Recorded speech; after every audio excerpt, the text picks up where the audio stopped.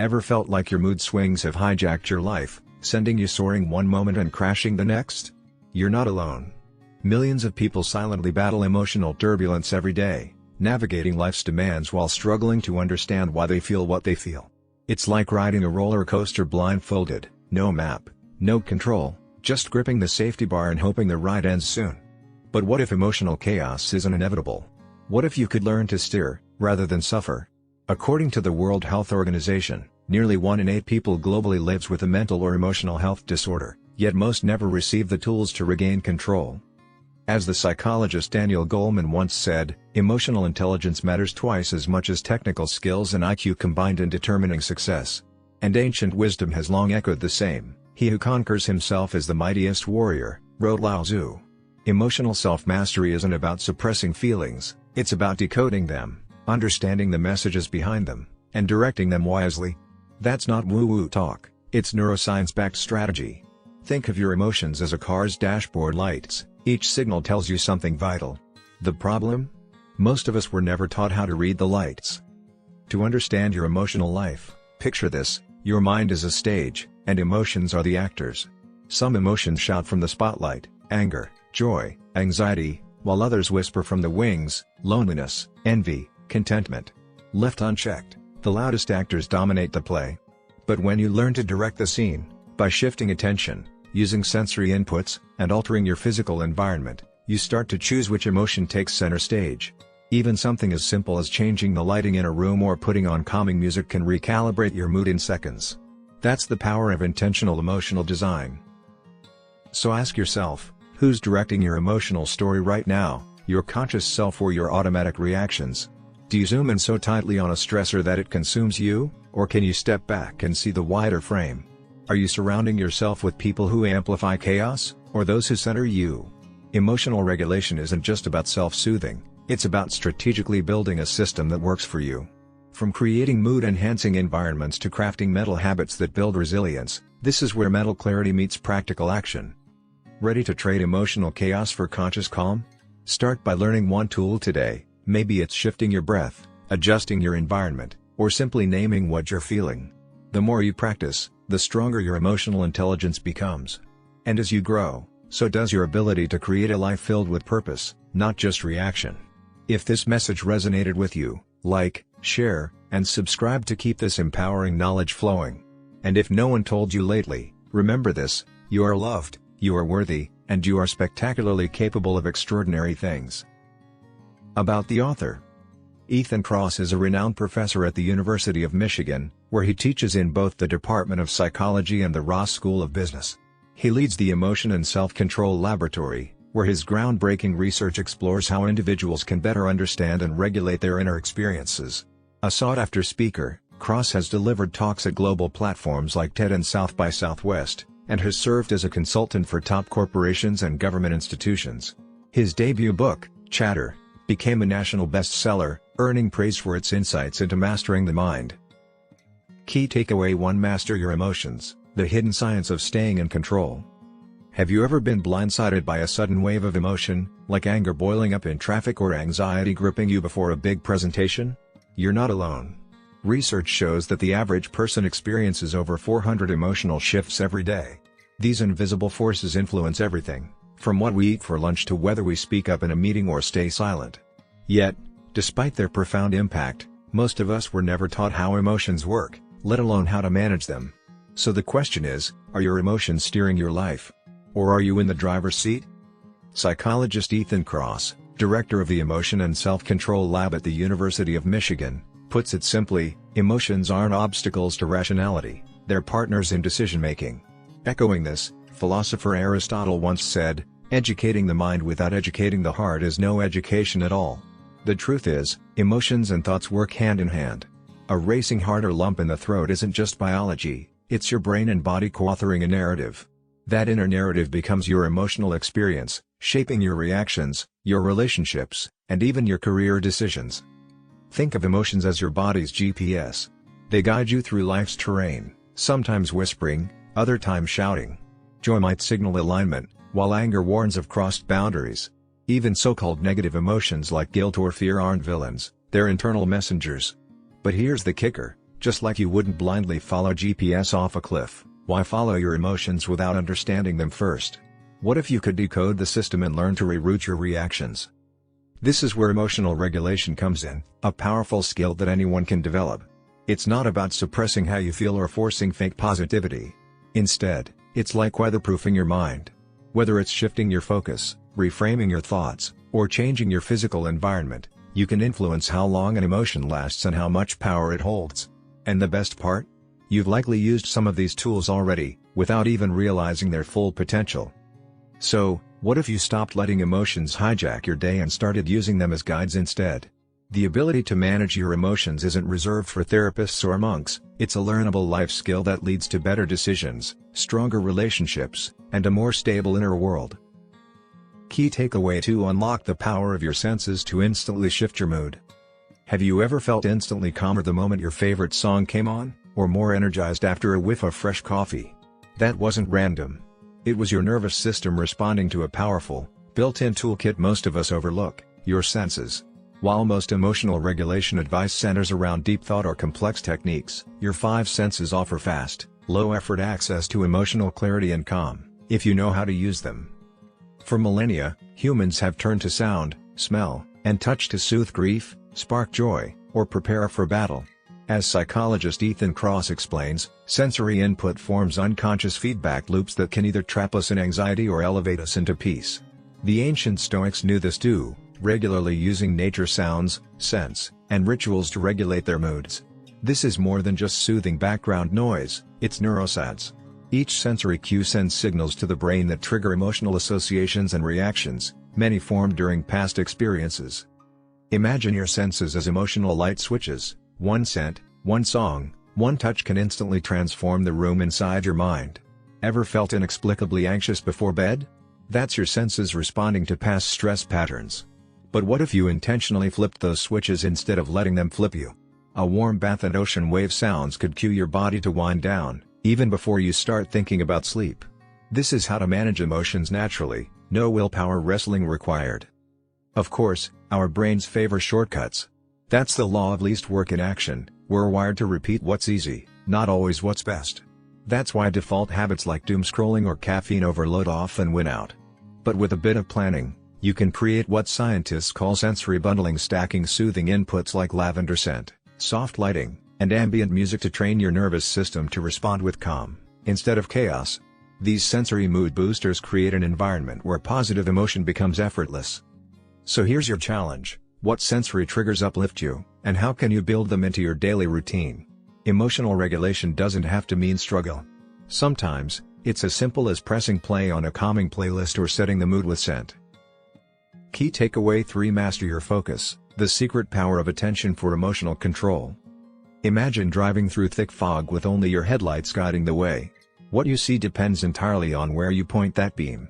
That's exactly how attention works. It's the internal spotlight that filters your emotional world, shaping what feels urgent, overwhelming, or calming. Yet in a world buzzing with distractions, few of us realize just how powerful our ability to shift that focus really is.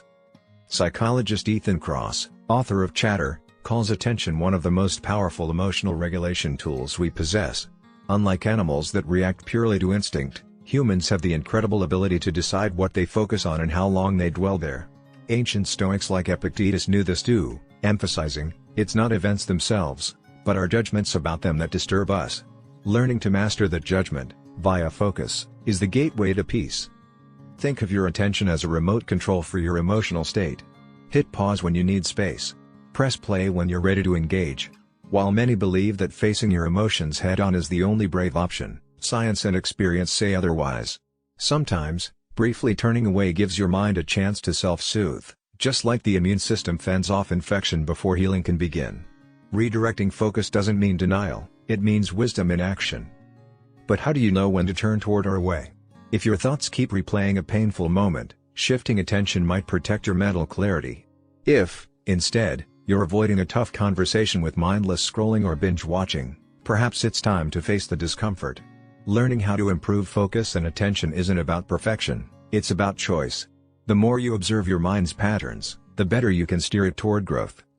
So, where is your mental spotlight shining today? Is it illuminating possibility or casting shadows on fear? Either way, you have the power to move it. That's the heart of mindfulness and mental clarity, not suppressing emotions, but guiding them. Key takeaway 4: How your environment shapes your emotions, and how to control it.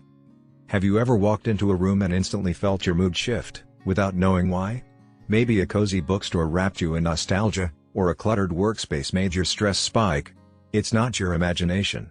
Our surroundings don't just reflect our inner states, they create them.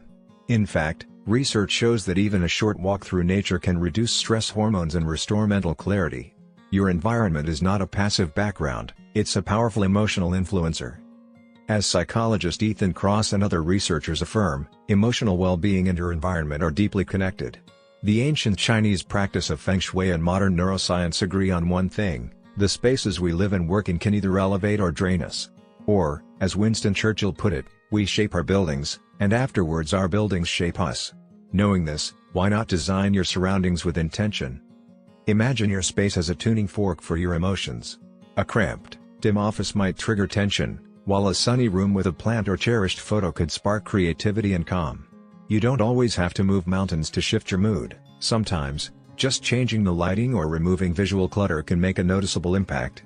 Designing mindful spaces is less about aesthetics and more about aligning your surroundings with the emotional states you seek. So, how do you start? Conduct a quick space audit. Look at your top 3 environments: your bedroom, office, even your commute. Ask yourself, does this place nourish me or drain me? Would adding a scent you love or placing a meaningful object nearby change how you feel? If stepping into your childhood cafe or walking through a park floods you with peace or joy, why not use that knowledge as part of your emotional toolkit? How your space affects your mood isn't just a design principle, it's a life strategy. Your environment can either hijack your feelings or help you steer them. The key is to be deliberate. So take a moment to reimagine your world, one corner at a time. Key takeaway 5: How people shape your emotions, and what to do about it. Ever walked into a room and instantly felt the tension, or excitement, without a word being spoken? Whether in a workplace, family dinner, or casual get-together, our moods often shift in response to others, like invisible emotional waves passing through the air. This isn't just intuition, it's science. Researchers call it emotional contagion, and it's one of the most overlooked forces shaping your inner world every day. According to psychologist Ethan Kross and decades of behavioral science, how people affect your emotions is both subtle and profound. Just a sigh, slouched posture, or energized tone can send emotional signals that shift your state before you even realize it. As the poet John Donne once said, "No man is an island." Our emotional lives are deeply intertwined with those around us, for better or worse. A key dynamic in this process is social comparison. Watching someone succeed might spark ambition, or insecurity. Seeing another struggle can breed gratitude, or fear. Social comparison and mental health are closely linked, but here's the truth: the outcome hinges not on what you see, but how you choose to interpret it. Will you let others inspire or discourage you? That lens is yours to adjust. Take a moment and ask yourself, do certain people consistently leave you feeling drained or uplifted? Are you passively absorbing emotional energy, or actively filtering it? By becoming aware of these interpersonal ripples, you reclaim power. You can welcome joy, set emotional boundaries, and surround yourself with relationships that support your emotional health. You're not just reacting to others, you're co-creating the emotional climate. So next time a mood sweeps the room, don't just ride the wave, choose your current. Key takeaway 6: How to stay emotionally grounded when life gets messy. Whoop your way to calm. You know the feeling: you've read the book, learned the tools, and felt inspired. Until real life shows up with its chaos. In the blur of running late, difficult conversations, or high-stakes meetings, those well-intentioned emotion regulation strategies can vanish in a flash. That's the moment where theory either collapses, or takes flight. So, how do we make sure these emotional tools stick when it counts?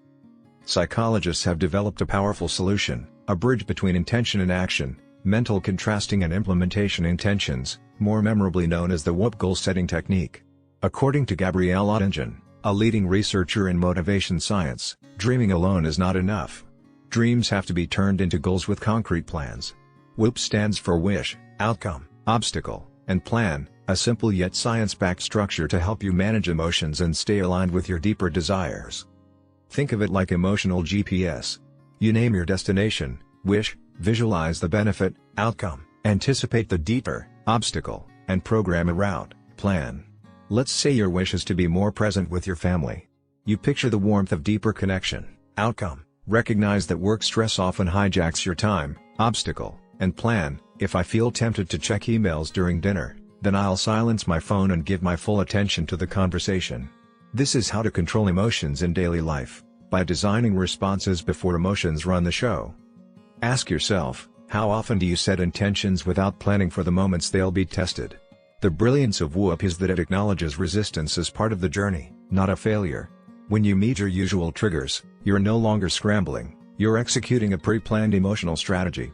As Viktor Frankl once said, between stimulus and response, there is a space. In that space is our power to choose our response. WHOOP gives you a map to find that space faster. So here's your final takeaway: don't just wish for better emotional resilience, plan for it. Implement WHOOP in one small area of your life this week and experience how structure can unlock serenity. The book Shift by Ethan Kross, Master Your Emotions, Master Your Life, lays down the blueprint of peaceful interaction. Have you ever wished you could flip a switch to calm your racing thoughts or shift your mood in an instant? In his transformative book, Shift, psychologist and acclaimed researcher Ethan Kross reveals that this is not only possible, it's a skill you can develop. Drawing on cutting-edge science and personal stories, Kross shows us how to turn the tide of our emotional experiences, helping us take back control when it matters most. At the center of Shift lies a powerful truth: emotions aren't the opposite of reason, they're its dance partners. Emotions help us interpret the world, make sense of our reactions, and respond with intention. As Kross puts it, they're not bugs in our system, they're features designed for survival. Even uncomfortable emotions like anger or sadness have value, signaling when something needs our attention or a change in direction. Kross introduces 4 core emotional shifters: 2 internal, senses and attention, and 2 external, space and people. These are accessible tools hiding in plain sight, and once we learn to wield them, our emotional state becomes something we can shape, not something we're stuck in. Imagine the calming power of a familiar scent, or the redirection of energy that comes from focusing your attention away from mental spirals. Your environment and relationships, too, act as powerful emotional levers. A change of scenery, a peaceful walk in nature or a room decluttered with care, can spark a new mental state. And the people around you? Their moods can ripple into your own without a word. Kross reminds us that emotional contagion is real, but we're not helpless. We can choose to cultivate relationships that uplift us and minimize exposure to ones that drain us. When the emotional storm hits hardest, theory alone won't save us, practice will. That's where the WHOOP framework, wish, outcome, obstacle, plan, comes in. It bridges the gap between intention and action. Whether you wish to be a more present parent or a calmer leader, WHOOP turns vague hope into strategic, emotion-aligned behavior. As Kross reminds us through both research and storytelling, we don't need to silence our emotions to thrive, we need to understand them, respect them, and skillfully shift them. As the philosopher William James once said, the greatest weapon against stress is our ability to choose one thought over another. With the right tools, we can make that choice with confidence. The message of Shift is clear and empowering: you are not at the mercy of your emotions, you are the architect of them. By learning to shift with intention, you can change the trajectory of your day, your relationships, and ultimately, your life. Mastering your inner world unlocks your fullest potential in the outer one. Master your emotions, master your life. If this insight stirred something in you, please like, share, and subscribe to the channel. Let's grow a community that champions emotional mastery, resilience, and purpose. And if no one told you lately, remember this: you are loved, you are worthy, and you are spectacularly capable of extraordinary things.